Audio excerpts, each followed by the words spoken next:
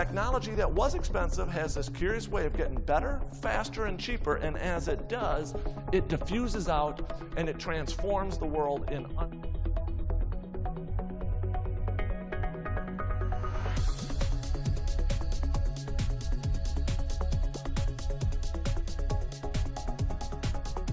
There's this other quote from Lao Tzu. He's an ancient Chinese philosopher, and he said, "To attain knowledge, add things every day. To attain wisdom, subtract things every day." And that's really going to feed into my discussion about unlearning. We heard earlier today that scientific, technical, medical knowledge is doubling every 7 years. So what that means in the future, we're going to know so much more.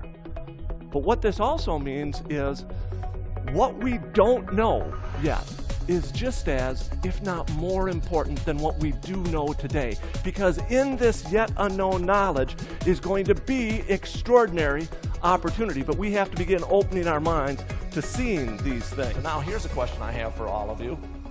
I want you to write down what two colors the yield sign are. And if you said yellow and black, congratulations. But yellow and black was the correct answer up until 1971. The yield sign has, in fact, been red and white for close to 40 years. And now I know that some of you are going, no way, that is not right, that is not right. I'm here to tell you, and if you find a yellow and black yield sign, take a photo and email it to me. But here's my point. We've been driving by these red and white yield signs for close to 40 years. And yet, here's the metaphor. All of us learned information in high school, in driver's ed, in college, in law school. That was, in fact, true back then. But the world has changed, but we have not discarded that old information.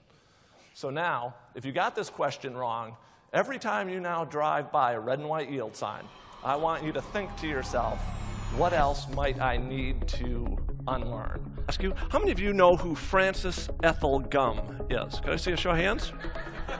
Very good. For those of you who don't, she's actually one of Grand Rapids, Minnesota's most famous citizens. We know her as Judy Garland. And Judy Garland's most famous movie is Wizard of Oz. And the most famous line from Wizard of Oz is, "There's no place like home." And I think that that is so true. And I don't care if you're in Grand Rapids, Minnesota, Grand Rapids, Michigan, Grand Junction, Colorado, or the Grand Cayman Islands. But before we can see this extraordinary opportunity, I think we have to unlearn our ideas of possibilities. One of the things, if we want to unlearn, we have to constantly challenge our assumptions and the way we see the world. I want all of you to think of a Roman numeral watch, okay? And so, tell me, what do you see when you see the numeral 1? What does it look like? Most people say it's a capital I. And the 2, 2 I's, and the 3, 3 I's, and the 4, an I and a V. Well, that's wrong. That is wrong. In fact, most Roman numeral watches don't have a 3 because it's the date, but the 4 is not an I and a V. It's 4 capital I's. And this is true on every Roman numeral watch.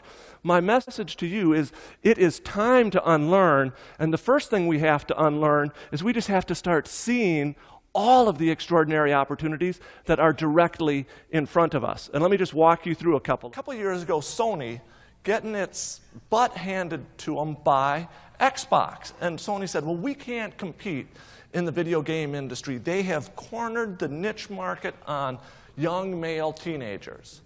Well, finally, rather than saying, you know what, we don't have to compete in that area, technology has now allowed us to develop new tools. They created something called the Wii, and they went after an entirely different demographic. And today, the fastest growing demographic in the video game industry is people over the age of 65. Very counterintuitive, but by taking a problem, they turned it into an opportunity. I want you to watch what I do, okay? So everyone put your hands out. Clap your hands together. Flip them over, okay? Everyone take your right hand up, put it up. So everyone, this is your right hand. I now want you to put it over your left, so that your thumb is over your left, okay? So that everyone, and now I want you to clap your fingers together, or the two index fingers. So if you've been watching, you should be able to do this. How many of you can do that? Of us, it's pointing the way forward, but we just aren't seeing it. And we have to start seeing it if we want to be prepared for. And I'm going to take the economy first. So I have another little test for you. I want all of you to picture a lake that you're familiar with, okay? And it is the first day of September, and there is a single lily pad on that lake. It then doubles for 30 days, and at the end of the month, the entire lake is covered. So can everyone kind of picture that? So here's the question.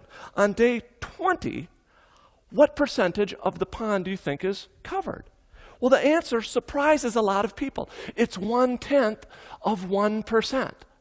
Even though it's been doubling for 20 days, it just covers a fraction. But what happens in the next 10 days is really nothing short of amazing. By day 25, it's still only about 3%. Day 28, it would be a little over 25%. Day 29, a little over half. And then boom, the whole thing is covered. The reason I tell you this is because there are 9 forces in society that have, in fact, been doubling. Moore's Law, data storage, bandwidth, the sequencing of the human genome, advances in robotics, all of these things have in fact been doubling, but we're only at day 20. So when we need to, the way we need to think about the economy is we're just but a fraction of the way into this. There's going to be extraordinary opportunity in the future. Here's another way I want you to think about the future. The future is actually going to be very cheap or inexpensive. Can I see a show of hands? How many of you remember the 1991 hit movie Pretty Woman? I see a show of hands. Most of you do. And if you remember the movie, Richard Gere's character is a super successful businessman. And so in 1991, to show that he is a super successful businessman, what device do they show him using? Can you remember? It's this brick-like cell phone. He's kind of walking down the street, and he's the man, isn't he, in 1991? Well, he was, and that device cost $5,000 in 1991. Now, fast forward to today. This picture on your right is a sign of the times. It's an unemployment line out on Wall Street. But if you look closely, what does every unemployed person have? Well, it's a cell phone, but it's not just a cell phone, is it? You can also access the internet. You can store every song you ever purchased on it. You can social network. If you are so motivated, you can shoot, edit, and produce a movie on that device. So it is a demonstrably more powerful tool at a fraction of the cost. Here's how I want you to think about this, is that it has taken, it's been estimated, 100 million hours to create Wikipedia. That sounds like a lot of time, correct? Well, here's another way to think of it. 100 million hours is the amount of time Americans are going to spend watching television commercials this weekend.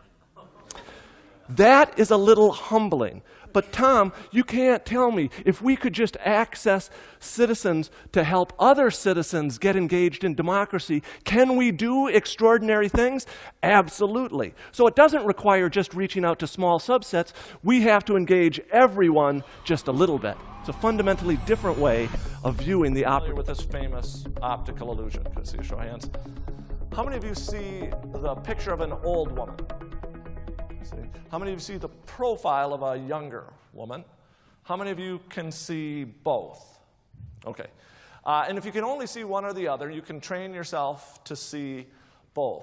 But here's the metaphor I'm trying to make, is for years, all of us have thought of mentors as being older and more experienced. And that's entirely appropriate. And there will always be a role for that type of mentorship. But in this new environment, we're going to have to shift, and we're going to have to get reverse mentors, people who are younger and more inexperienced than us. Why? Because they view the world differently, they understand technology from a different experience, and they have skill sets that can help all of us survive in this future. I am absolutely convinced that if we can unlearn our ideas of what is possible, we can and will do impossible things in the future. Thank you very much, and that's my idea we're spreading.